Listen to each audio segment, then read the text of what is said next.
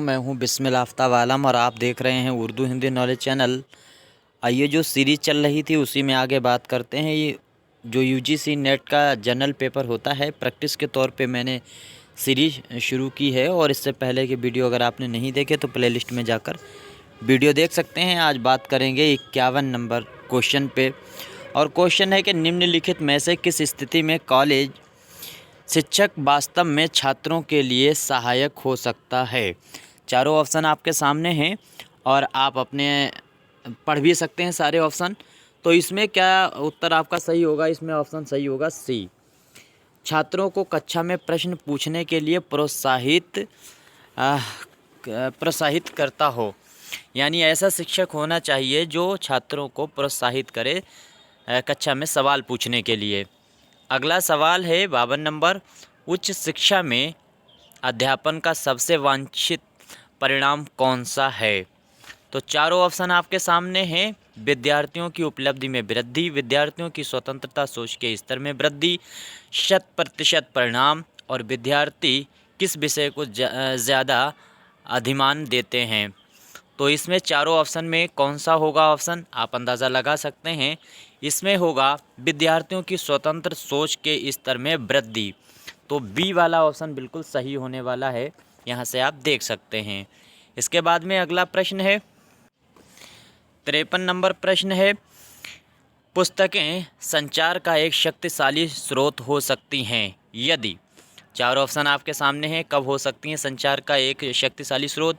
सामान्य सारांश प्रदान कर सकें, पाठ्य सामग्री और इसके बाद में माध्यम हिंदी है, या यदि पाठ्य सामग्री को अच्छी छाप के माध्यम से प्रस्तुत किया जाता है। तो पुस्तकें जो है वो संचार का एक शक्तिशाली स्रोत हो सकती हैं यदि पाठ्य सामग्री जो है दृष्टांत दर्शक जो हों, तो इससे हो सकता है पुस्तकें बन सकती हैं इस योग्य संचार का माध्यम। 54 नंबर प्रश्न है और इसमें प्रश्न है, निम्नलिखित में से कौन सा परिणाम प्रभावी शिक्षक को सबसे सही प्रकार से प्रतिबिंबित करता है? तो प्रतिबिंबित के लिए इसमें क्या है? छात्रों की उपस्थिति है, विशेष सम्मान है, छात्रों द्वारा पूछे गए सार्थक प्रश्न हैं, कक्षा में पूर्ण रूप से शांति होना। तो इसमें आपका आंसर सही होगा, छात्रों द्वारा पूछे गए सार्थक प्रश्न। आंसर सी बिल्कुल सही होगा। आप भी एक बार पढ़ते रहिए आंसर, तो आपको और ज़्यादा फ़ायदा होगा। अगला प्रश्न है, निम्नलिखित में से कक्षा शिक्षण का सबसे महत्वपूर्ण उद्देश्य कौन सा है? तो इसमें चारों ऑप्शन देख सकते हैं। चारों ऑप्शन में क्या है? जानकारी देना है, जिज्ञासु मन को विकसित करना है, छात्रों को व्यक्तित्व का विकास करना है, छात्रों को परीक्षाओं में उत्तीर्ण होने में सहायता करना है। तो क्या हो सकता है? शिक्षण का सबसे मुख्य जो है महत्वपूर्ण उद्देश्य क्या होना चाहिए? तो आपका आंसर सही होगा, छात्रों जिज्ञासु मन को विकसित करना। ऑप्शन बी सही होगा इसका। इसके बाद में अगला प्रश्न देखिए, छात्र उन शिक्षकों को अपेक्षाकृत अधिक पसंद करते हैं जो। तो कैसे शिक्षकों को छात्र पसंद करते हैं? चारों ऑप्शन आप देखिए। कक्षा में सबसे अधिक, चारों ऑप्शन आप अपने आप पढ़ लीजिए ताकि टाइम ना लगे। इसमें सही होगा, विषयों से संबंधित छात्रों की समस्याओं का समाधान करें। बिल्कुल आसान सवाल है ये, और ऐसा टीचर होना चाहिए जो छात्रों का समाधान कर सके। ऐसे टीचर को छात्र ज़्यादा पसंद करते हैं। 57 नंबर प्रश्न है और प्रश्न में पूछा गया है, निम्नलिखित में से शिक्षण का मुख्य उद्देश्य कौन सा है? तो टीचिंग का उद्देश्य क्या होना चाहिए? आप देख सकते हैं इसमें छात्रों की सोच शक्ति को विकसित करना जो है वो टीचिंग का उद्देश्य होना चाहिए। इसके बाद में अगला सवाल है, सवाल नंबर 58 है और इसमें है, उच्च शिक्षा में एक शिक्षक की क्या भूमिका होती है? चारों ऑप्शन आपके सामने हैं और कूट में इसके प्रश्न को पहचानना है। तो इसमें क्या है, पहला ऑप्शन है, इसमें चारों पढ़ना पड़ेंगे। छात्रों को जानकारी प्रदान करना, केवल परीक्षा के लिए छात्रों को तैयार करना, छात्रों को स्वयं सीखने के लिए प्रेरित करना और छात्रों के बीच प्रतिस्पर्धा को प्रोत्साहित करना। तो 58 नंबर जो प्रश्न है उसका आंसर क्या होगा? इसमें जो है पहला आंसर सही है, छात्रों को जानकारी प्रदान करना। इसके बाद में इसमें तीसरा आंसर भी सही है, छात्रों को स्वयं सीखने के लिए प्रेरित करना। और इसका ऑप्शन 4 नंबर का भी सही है। इस तरह से पहला, तीसरा, चौथा, ऑप्शन सी सही होगा। अगला प्रश्न देखिए, प्रश्न है एक प्रभावी शिक्षक सुनिश्चित करता है कि, तो एक प्रभावी शिक्षक क्या सुनिश्चित कर सकता है? कक्षा में छात्रों में परस्पर सहयोग की भावना उत्पन्न हो, उसे कक्षा में हस्तक्षेप ना करना पड़े, छात्रों के बीच प्रतियोगिता हो। और इसके बाद में चौथा आंसर भी आप पढ़ लीजिए, स्थिति की मांग के अनुरूप कक्षा में प्रतियोगिता या परिसर सहयोगी की भावना। तो 59 का क्या होगा? इसमें आपका यही होगा, ये 4 नंबर सही होगा, डी सही होगा। स्थिति की मांग के अनुरूप कक्षा में प्रतियोगिता या परिसर सहयोग की भावना उत्पन्न करना, ये ऑप्शन सही होगा। अगला सवाल है और इसमें देखिए 60 नंबर प्रश्न है, एक नए शिक्षक के लिए सबसे कठिन कार्य अपनी प्राथमिकताएं स्थापित करना होता है। प्रायः वह निम्नलिखित में से किस से अपनी कक्षा का प्रारंभ करना चाहेगा? तो ये शिक्षक के लिए कठिनाइयाँ क्या होती हैं और कहाँ से उसे अपने कार्य प्रारंभ करना चाहिए? तो इसमें चारों ऑप्शन देखिए, कक्षा में अनुशासन लागू करके, छात्रों के साथ तालमेल स्थापित करके, छात्रों के साथ मजाक करके, अपनी योग्यता और व्यक्तित्व के बारे में छात्रों को अवगत कराकर। तो चारों ऑप्शन में से आपको ऑप्शन पता चल गया होगा। छात्रों के साथ तालमेल स्थापित करके अगर शिक्षण कार्य किया जाए तो वो बहुत ही प्रभावशाली हो सकता है शिक्षण कार्य, और सीखने में आसानी हो सकती है। इसके बाद में अगला प्रश्न है, प्रश्न नंबर 61 है,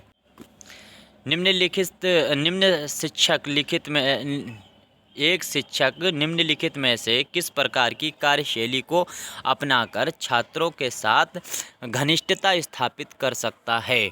तो रिवीजन के तौर पर ये वीडियो मैं आपके सामने रखता हूँ। आप स्पीड बढ़ा भी सकते हैं, घटा भी सकते हैं। अगर आपको लगता है जल्दी पढ़ रहे हैं तो आप स्पीड हल्के कीजिए, और अगर लगता है हल्के पढ़ रहे तो स्पीड बढ़ा लीजिए। तो इसमें चारों ऑप्शन आप देख लीजिए और इसमें आपका आंसर सही होगा। एक मार्गदर्शक की भूमिका निभाकर सहायता करने के लिए इच्छुक होना, ये जो है ए वाला आंसर बिल्कुल सही है। अगला सवाल यहीं से देख लीजिए, प्रश्न निम्नलिखित में से शिक्षण की गुणवत्ता का आकलन करने के लिए सबसे उपयुक्त विधि कौन सी है? तो शिक्षण जो है, कार्य टीचिंग जो है, उसकी गुणवत्ता का आकलन कैसे करा जाए? तो वार्षिक परीक्षा परिणाम के माध्यम से हो सकता है, छात्रों की उपस्थिति से किया जा सकता है। चारों ऑप्शन आप पढ़ लीजिए, कक्षा में छात्रों की पारस्परिक विचार विमर्श की गुणवत्ता की जांच, या फिर कक्षा में छात्रों की चुप्पी। तो 62 का आंसर सही होगा, सी, कक्षा में छात्रों की पारस्परिक विचार विमर्श की गुणवत्ता की जांच करके आपको ये पता लगाया जा सकता है कि शिक्षण कार्य कितना गुणवत्तापूर्ण है। इसके बाद में अगला प्रश्न है, निम्नलिखित में से अधिगम के मार्गदर्शन में शिक्षक की भूमिका का न्यूनतम महत्वपूर्ण पहलू क्या है? तो न्यूनतम महत्वपूर्ण आपको पता करना है। अधिगम के मार्गदर्शन में शिक्षक की भूमिका, यानी जो लर्निंग है, जो सिखा रहा है टीचर, उसमें शिक्षक की क्या भूमिका, न्यूनतम भूमिका का महत्वपूर्ण पहलू कैसे मापा जाए, ये आपको बताना है। तो इसमें क्या है, चारों ऑप्शन आप पढ़ लीजिए। इसमें होगा निजी जीवन में आने वाली बाधाओं को नियंत्रित करने की अंतर्दृष्टि का विकास करना। जैसे छात्र में कोई समस्या उत्पन्न हो रही है तो वो स्वयं उस समस्या का समाधान कर सके, ऐसी उसके अंदर कला उत्पन्न करना शिक्षक का मार्गदर्शन सबसे ज़्यादा सफलतापूर्वक माना जाएगा। इसके बाद में अगला प्रश्न है और इसमें क्या है, प्रश्न में निम्नलिखित में से उच्च शिक्षा में शिक्षक की कौन सी मुख्य भूमिका नहीं होनी चाहिए? तो कौन सी मुख्य भूमिका शिक्षक की नहीं होनी चाहिए, ये बात याद रखिए। यहाँ से कोई आंसर देख लीजिएगा कि इसमें नहीं ऑप्शन दे करके ये क्या कह रहे हैं। तो इसमें है छात्रों की निजी समस्याओं को हल करने में उनकी मदद करना। ये वाला आंसर जो है बिल्कुल सही होने वाला है, डी। अगला प्रश्न है और कूट से पहचानना है आपके आंसर को। और प्रश्न ये है कि निम्नलिखित गतिविधियों को कक्षा संचार के तार्किक क्रम में क्रमबद्ध कीजिए। तो तार्किक क्रम में क्रमबद्ध करना है कक्षा के संचार को। तो क्या है कि ये हुए कार्य का विश्लेषण, योजना और तैयारी, और सामग्री की प्रस्तुति, संशोधन और सुधार। अब 4 ऑप्शनों में आप ये दिए गए हैं, इनमें से कूट से पहचानना है और क्रम से इसको लगाना है। तो क्या होगा, पहले ये जो है ये वाला, ये 2 वाला नंबर 1 पे लगाना होगा आपको। ये नंबर 1 पे लगाइए, इसके बाद में नंबर 2 पे 3 को लगाइए, और नंबर 3 पे जो है वो 1 वाले को लगाइए, और इस तरह से 4 नंबर पे 4 लगेगा। इसका आंसर बी सही होगा, देख लीजिएगा। इसके बाद में अगला सवाल है, निम्नलिखित में से कौन सा कथन प्रभावी शिक्षक को इंगित नहीं करता। तो कौन सा कथन ऐसा है जो प्रभावी शिक्षण को इंगित नहीं करता। आंसर देख लीजिए, आपके सामने सभी आंसर हैं, और इसमें क्या है कि आपका आंसर सही होगा, एक शिक्षक अपने छात्रों में त्रुटि ढूंढता है। ये आंसर आपका सही होगा, बी वाला ऑप्शन सही होने वाला है। अगला प्रश्न है, यदि कुछ छात्र परीक्षा में सफल होते हैं तो निम्नलिखित में से इनकी त्रुटि मानना चाहिए।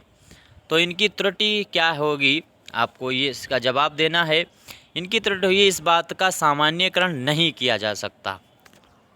ऑप्शन डी सही होगा इसमें। अगला प्रश्न देख लीजिए, प्रश्न है, एक शिक्षक छात्र द्वारा ध्यान आकर्षित करने में सक्षम नहीं है, ऐसी स्थिति में शिक्षक को कौन सा कदम उठाना चाहिए। तो कौन सा कदम उठाना चाहिए कि एक शिक्षक छात्रों का ध्यान आकर्षित करने में सक्षम नहीं है। तो अगर वो सक्षम नहीं है तो कैसा उठाना चाहिए कदम, ये आप देख लीजिए। अपनी शिक्षण विधि का मूल्यांकन करें और उसमें आवश्यकता अनुसार सुधार करें। ये पहला ही आंसर सही होगा, इसका आगे पढ़ने की ज़रूरत ही नहीं है। इसके बाद में पद से इस्तीफ़ा दे देना चाहिए। अरे भाई, टीचिंग छोड़ करके भाग नहीं सकते ना, आप समस्या का समाधान कीजिए। अगला प्रश्न देखिए, प्रश्न 69 है, एक शिक्षक का प्राथमिक कार्य है। तो एक शिक्षक का प्राथमिक कार्य क्या है, देख लिए। निर्धारित पाठ्यक्रम को पढ़ाना, छात्रों का मार्गदर्शन करना और सीखने के लिए प्रेरित करना,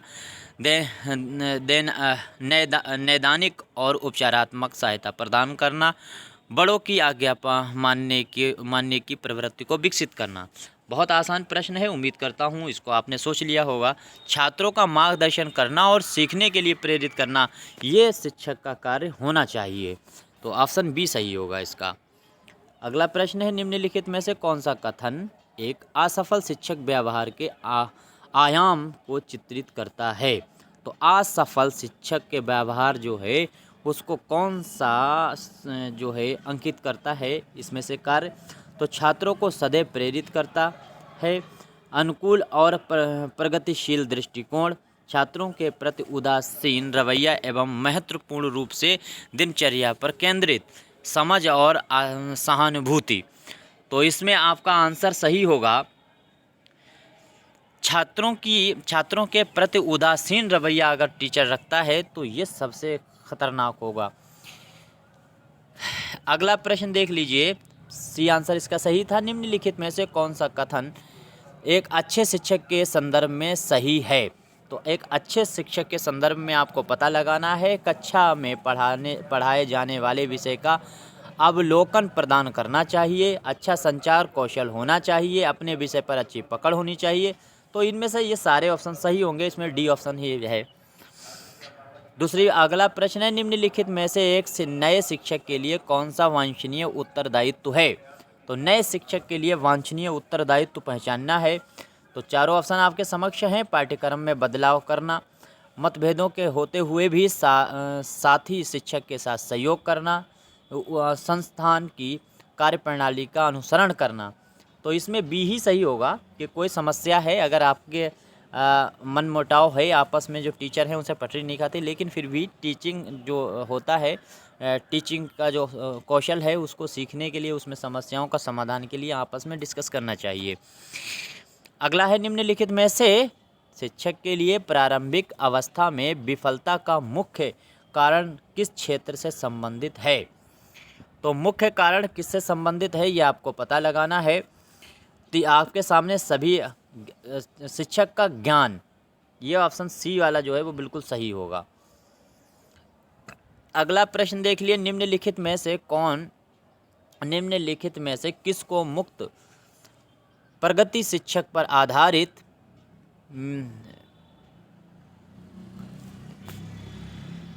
मिर्मवका स्कूल विचारधारा का प्रतिपादक कहा जा सकता है। तो ये चारों जो है चिंतक हैं शिक्षा के क्षेत्र में, इन्होंने अपनी थ्योरी दी है। तो इसमें क्या है कि जो है अरबिंदो, इनका नाम आपको याद रखना है, इन्होंने ये विचार अपना व्यक्त किया था शिक्षा के क्षेत्र में। अगला प्रश्न है कि निम्नलिखित में से नए शिक्षक के लिए सफलता का सबसे महत्वपूर्ण कारक कौन सा है। अभी था असफलता का, इससे पहले प्रश्न था, इसमें पूछा जा रहा है सफलता का सबसे महत्वपूर्ण कारक कौन सा है। तो एक नए शिक्षक के लिए सफलता का महत्वपूर्ण कारक देख लीजिए, मौखिक प्रवाह और संगठनात्मक क्षमता, जीवन के प्रति सकारात्मक दृष्टिकोण, और साथ ही साथ में शिक्षक का अपना व्यक्तित्व और कक्षा को समायोजित करने की क्षमता, और व्यावसायिक नैतिकता और क्षमता। तो अच्छे शिक्षक की पहचान में क्या है, शिक्षक का अपना व्यक्तित्व और कक्षा को समायोजित करने की क्षमता, ये आंसर सही होगा। इसके बाद में अगला प्रश्न है, निम्नलिखित में से उच्च शिक्षण संस्थान के कार्यरत शिक्षक के लिए खाली समय में करने के लिए सबसे अच्छा विकल्प कौन सा है। तो सबसे अच्छा विकल्प कौन सा होता है खाली समय में, अनुसंधान करना। ये सबसे अच्छा टीचर के लिए कार्य होता है। अनुसंधान का क्या मतलब, शोध करना, कोई नई चीज़ों को खोज करे। यानी ये तो सारी चीज़ें, शिक्षक कक्षा में आराम करना, पुस्तकालय में पत्रिकाएं पढ़ना और प्रशासनिक कर्मचारियों से बातचीत करना, ये सारी बकवास है। यहाँ पर अनुसंधान करना चाहिए। एक अच्छे टीचर को हमेशा खोज जो है वो करती रहनी चाहिए। तो आज 26 क्वेश्चनों पे बात की है मैंने, अभी बाद में बात करेंगे बाकी क्वेश्चनों पे। उम्मीद करता हूँ सारे क्वेश्चन आपको अच्छे लगे होंगे और प्रैक्टिस के तौर पे मैंने ये बना दिए हैं। और अगर आपके पास बुक है तो बुक में आप पढ़ सकते हैं। बहरहाल जब टाइम नहीं है बुक को देखने का तो आप इसको वीडियो को रिवीजन के तौर पे देख सकते हैं। आपका कोई मशवरा है तो कमेंट कीजिए। धन्यवाद।